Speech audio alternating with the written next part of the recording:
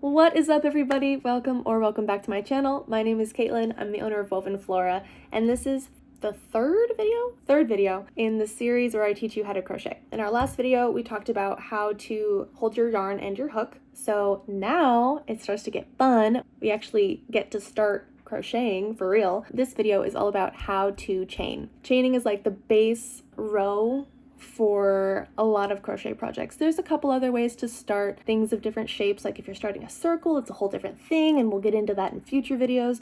But for now, we're just going to learn how to chain. If you got through the last two videos, you are making really good progress because the first part is the hardest part. And now that we're going to begin using the skills we've learned, we're going to start building on them like exponentially, and it's going to start to make a whole lot of sense. So without further ado, let's get right into chaining. Okay, so if you watched the last two videos, you learned how to do a slip knot and you learned how to hold your yarn, and hopefully by now you've come up with a way that works for you. This is the way that works for me. I didn't mention this in the last video, but I generally like to wrap the yarn around my guide fingers 1 or 2 times, and that just helps me keep some even tension, but you can do whatever works for you. Now that your hook is good and your hand positioning is good, this is where it starts to get fun. To do a chain, all you're gonna do is you're gonna take your hook, wrap that working yarn around it, pull your hook towards you, and you're gonna wanna make sure your hook is actually grabbing the yarn. And if it's not grabbing the yarn, all you have to do is rotate your hook just a little bit so it actually does grab onto that yarn. And once you've grabbed onto it, you're gonna pull it through the loop that was just on your hook, just like that, and then kind of feed your hook back forward away from you to do the next chain. So this little loop, I'm not sure how well you can really see, but that little loop right there is your first chain. You did it. So now that I've explained it in more detail, I'm gonna kind of just run through several chains and you'll kind of start to see the rhythm of it.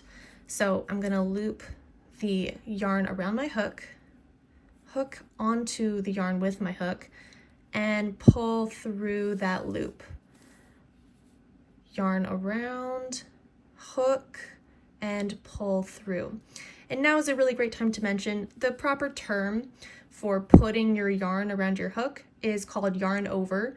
There's also yarn under, which I might honestly be doing a yarn under. I'll have to double check on that. But for now, I'll just say yarn over, or YO, you'll see abbreviated. So yarn over, hook, and pull through. Yarn over, hook, and pull through. And now is a really great time to mention my anchor right here with my left hand that I mentioned in the last video. Now that I have some chains made, I'm going to move my anchor closer to my hook, and this just allows me to have a little bit more control so I'm not so willy-nilly. Okay, let's keep going. I'm gonna yarn over, hook, pull through, yarn over, hook, pull through, and basically just keep going like that. Yarn over, hook, pull through, yarn over, hook, pull through, yarn over, hook, pull through. And that is it for chaining. You can chain for as many chains as you would like. A couple little tips while we're here. If at any point you want to take a break from your crocheting, there's one tip that will save you a lot of grief, and that is when you are about to put your project down for the day or for the moment, I recommend that you take your hook and you pull a really big loop through. And what this does is it gives you basically a safety net so that when you're transporting your project, if it gets pulled, you have a bit of a safety net so that you didn't lose all of the work you just did. Because the nice thing about crochet is that if you do mess up, all you have to do is pull and the yarn will unravel and you can go back and redo anything as many times as you need to. But if I didn't want to lose all the work I just did and it got yanked, oh no, all my work has just been ruined. So that's why we like to do the safety net. I'll show you once more all the way through all of the steps we've learned so far. I'm gonna make a slip knot, just like that, and insert my hook and pull it pretty snug, not too tight, because we just learned why we want this to move freely is because we're going to be moving it as we chain and as we do the other stitches. And then I'm going to get my hook and yarn hand position going, and then I'm going to start chaining. I'm going to yarn over, hook, pull through, yarn over, hook, pull through, yarn over, hook, pull through, as many times as I need to. And I'll show you the speed I normally do things. I kind of just wanted to show this just to show what it might look like. However, you don't need to worry about going super fast right away.